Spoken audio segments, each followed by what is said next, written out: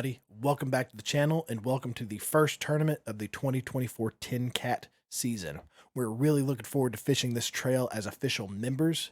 This means that we are going to be able to compete for Angler of the Year, and if we place high enough at the end of the season, we could even qualify for the state championship tournament. So we're really looking forward to seeing how the season plays out. There's a lot of cool tournaments ahead. We've seen the schedule, and there's a lot of fun to be had. We're really looking forward to seeing how we do joining at the beginning and not midway through the season. Now, this first tournament took place on Parksville Lake, which is a very small lake in the Cherokee National Forest east of Chattanooga. And while it has a healthy largemouth population, it is most well known for producing big spotted bass.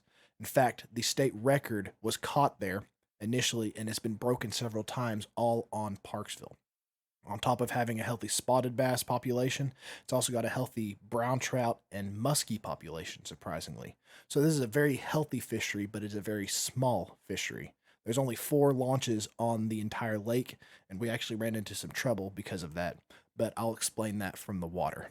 Now, we did not get a chance to pre-fish for this tournament because of some previous obligations that we couldn't escape. But we did a lot of research. We watched some videos. We tried to do some scouting through Navionics, but the lake is so small that Navionics didn't have any charts on it. It was just a blank spread of water. So we were really going into this blind. We kind of packed our stereotypical lake setup. So shad pattern, since it was the end of October, green pumpkin because we know it's a very clear lake, and we just kind of made it up as we went along. This tournament was very trying for us. In fact, it was for most of the people out there. I think only the top 5 or 6 actually caught a limit, and there was a lot of people who didn't get a single scoreable bass. It was a very, very hard day on the water. There was a lot of frustrating things that you'll see as the video goes on, but to start out the day, we ran into some real issues, and I'll explain that from the water. All right, everybody, we're on Parksville for our first 10KATT tournament of the season. We've had a bit of a struggle finding a place to park. There was apparently a bass tournament happening here. This is our 3rd launch we've attempted to get from. We finally got on the water, so we've got about an hour late start, unfortunately, but not much can be done about it.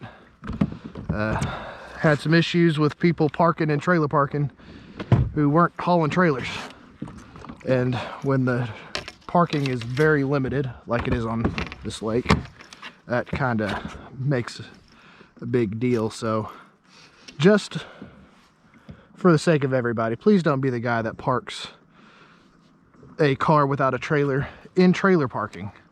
That's just not cool. Makes life difficult for the rest of us. But we're going to go ahead and get started. We want to get back into some creeks, hopefully catch some big old spots, some big old largemouth. It's a 3-fish limit, 12-inch minimum. We've got about 7 hours to fish. So let's see what we get going. On top of the parking issue, we also quickly discovered that we had no cell signal on this lake.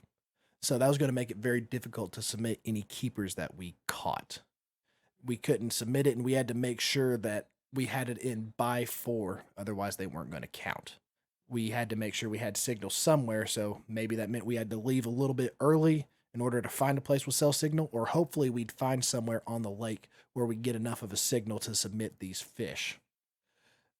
And even though we were having those initial issues, having a hard time finding parking, having cell phone signal issues, it didn't take long for me to catch my very first keeper.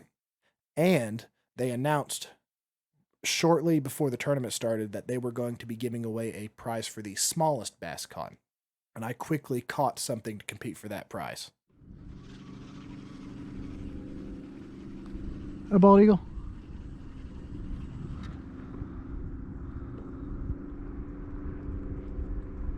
Can't tell the sun's in my way. Yeah, it's a bald eagle. There he goes. Look. Bald eagle.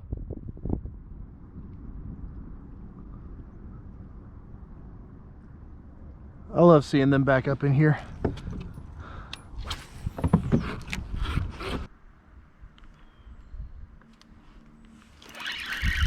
There's a fish. And he feels like a keeper. He just might be. We're gonna measure him just in case. That looks to be a largemouth. He just might be long enough. Oh. Oh yeah, he's gonna be long enough. He is skinny as all get out. I don't think I can squeeze 13 out of him. 12 3/4 rather. All right, guys, first keeper of the tourney. Little largemouth it looks like. I can't really tell, but he's 12 inches. First keeper of the day. If I can get 2 more guys about that size, I'll start upgrading towards bigger.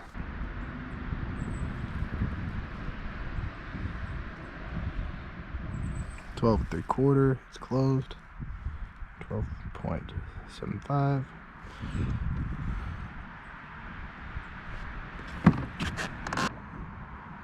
Oh, it's a bit.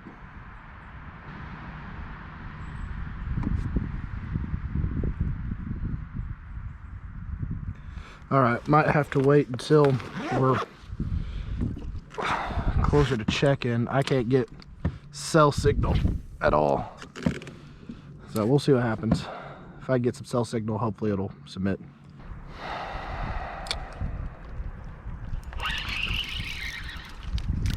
Oh my gosh.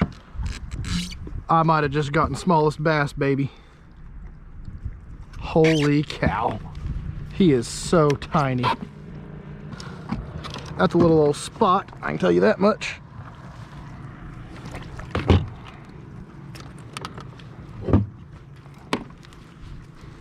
I don't even know if I can lip him.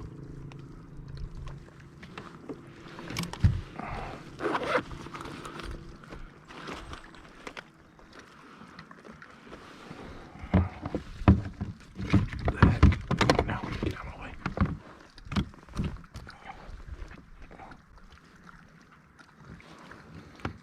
Six and a half inches, baby.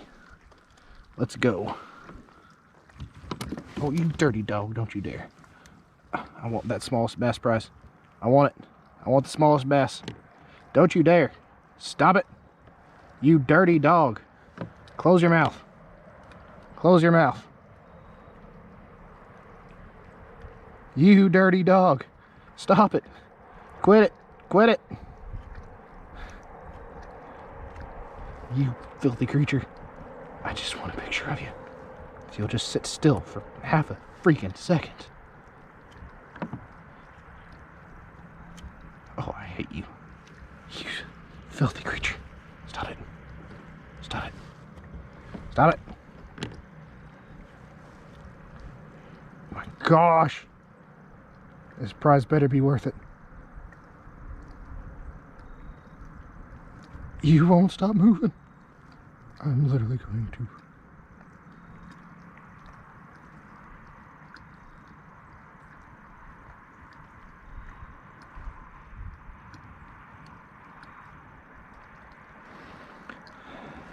Well, they announced there's going to be a smallest bass prize. This guy is 6.5 inches. It's a spotted bass. He is so tiny. I don't know if he'll get me it, but might as well.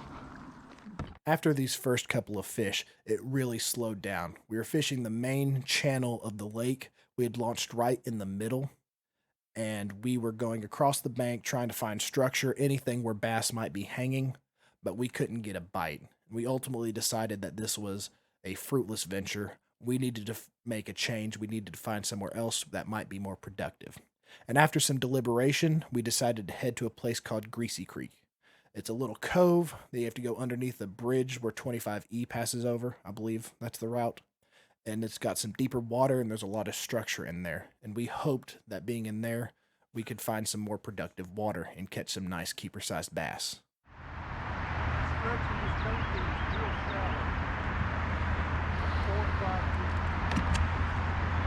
I don't think it's worth fishing this bank at all. I think we need to either cross over into those creeks or head that way to those creeks. I think this is a waste of time. Let's just head towards Greasy Creek and Ocoee. When we get to Greasy Creek, we quickly discover that they are in fact hitting, but they're hitting in deep water on the Ned rig on thick structure. And unfortunately, when they're only hitting stuff on the bottom, you're fishing in deep water, and you've got a lot of brush down there and a lot of tangles, you end up with a lot of stuff like this.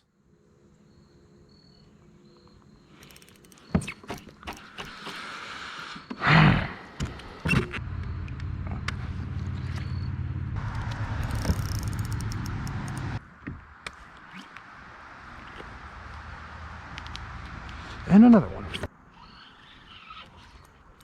No! No.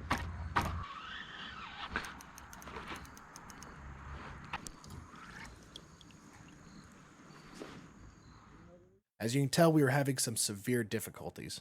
I ended up having to retie my leader for my Ned rig rod 3 separate times, and I think I lost 8 Ned rig setups, which got me very frustrated because we were having a lot of difficulties. We were catching fish, as you'll see here in a second, but we were having a lot of difficulties getting to them. It was costing us a lot of tackle.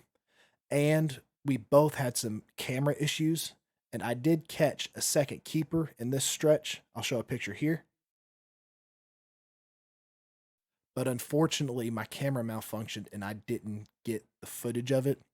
My dad also caught his first keeper in this stretch, but his camera stopped recording as well. I got a little bit of footage from my perspective on it, so you'll see that. But we did catch some fish, but it took a lot of work. That's fish. I don't think he's smaller than 6. I don't think he's gonna be smaller than 6.5. He might be a little bit bigger. Yeah, he's about 8. A little spot. At least that's a good sign. Maybe there's some bigger guys up in here somewhere. That's a fish. Oh, at least they're hitting. He might be shorter. Am I really fishing for a small bass? I think that's what I'm fishing for today. He's 6 1/4. Well, he might get me small bass, but at least they're hitting green pumpkin. Maybe something bigger's in here. That's what we're hoping for. Is he a keeper? I think so. I think he's going to be right after the...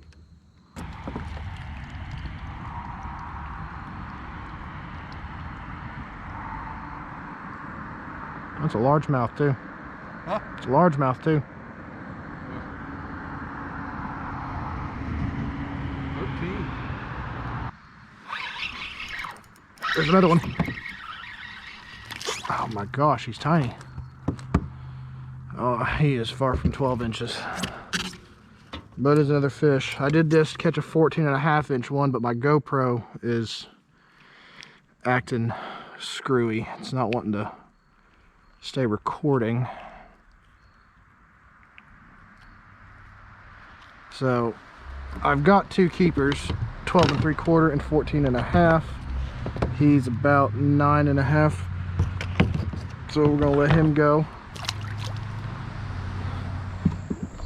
I'll tell you what's aggravating is this time of year at this water temperature, they should be running shad.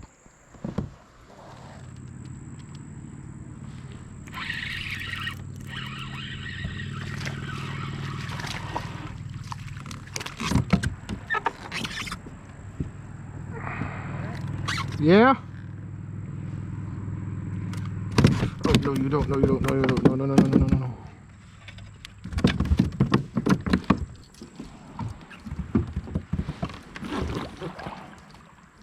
A stripe or a spot.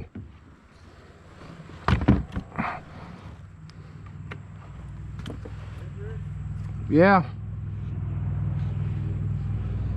And he's short. Well, there's a little old spotted bass. 11 3/4. Well, didn't get the hook set or anything, but looks like we got another keeper. So there's that. We're gonna get a measurement. All right, there he is. 13 inches, another keeper. Got the picture taken. Hopefully we'll get somewhere with cell service so we can actually get these submitted. If I get one more, I'll actually have a limit. Not an impressive limit, but a limit. After we'd fished the entirety of Greasy Creek, took us a couple of hours, we headed back out to the bridge, and my dad started fishing around the pilings while I retied a leader. And he started to catch them. My dad's fishing really caught fire then. He caught 2 more keepers that really helped him in the standings.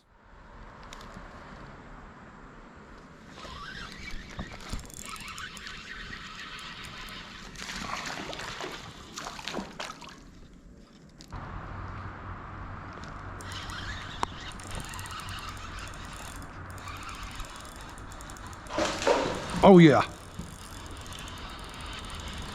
GoPro capture.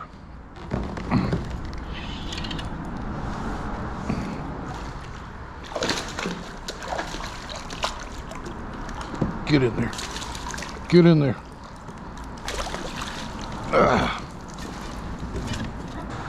Yeah, that's definitely a keeper. No. Dang it.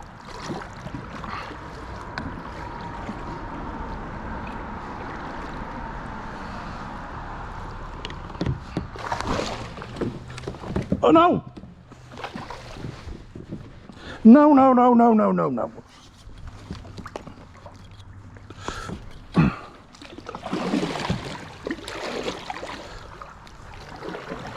Son of a gun.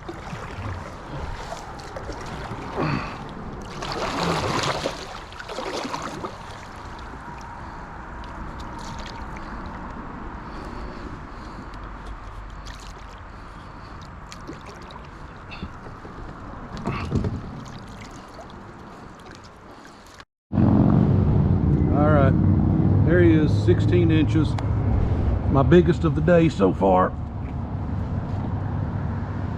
Back he goes.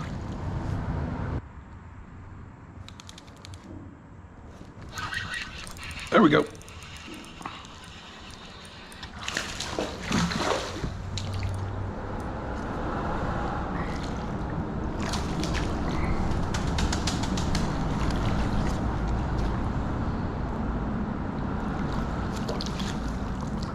I don't think he's gonna cull anything for me.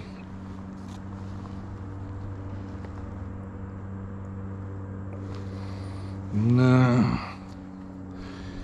He'd have to be 13 1/4, and I don't think he is.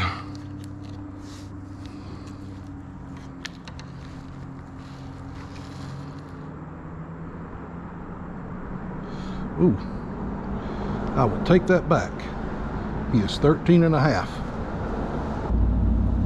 All right. 13 1/2. Once we got through fishing the bridge pilings, we stopped catching them. We decided to start fishing our way back towards the boat ramp. And I only ended up catching 1 more fish between the 2 of us. And I was not very happy to catch this fish, as you'll see. Dang. You've got to be freaking joking.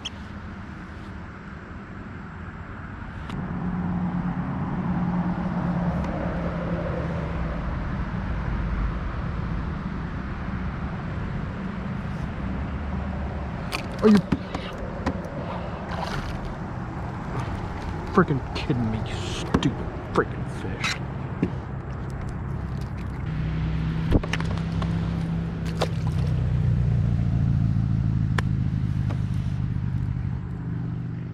I have never had something so unfortunate happen while I was fishing. I had 2 separate knots on my spinning reel show up, and while I'm trying to get it undone, I dropped my Ned rig over the side of the boat, which was probably a mistake because, as you saw, a spotted bass came up, grabbed it, pulled it tight, and pulled both of those knots tight. They were cinched up. I couldn't get them out. And at this point, we only had about 45 minutes left. I was done retying Ned rigs, so I just went to fishing for big stuff. Crankbaits, whopper ploppers, anything that was moving. But unfortunately, we didn't get any more bites after this. What we did find, though, was a section of the lake where we got enough of a cell signal to submit our fish. And upon initial review at this point, my dad was sitting in fourth place out of 30 anglers, and I was sitting in ninth. My dad had a 3 fish limit at this point, and I only had 2 fish, but we noticed that there was a lot of people who had not submitted anything. But we weren't sure if that was because they hadn't caught anything or if they just didn't have cell signal like we had been struggling with. I'm in fourth place.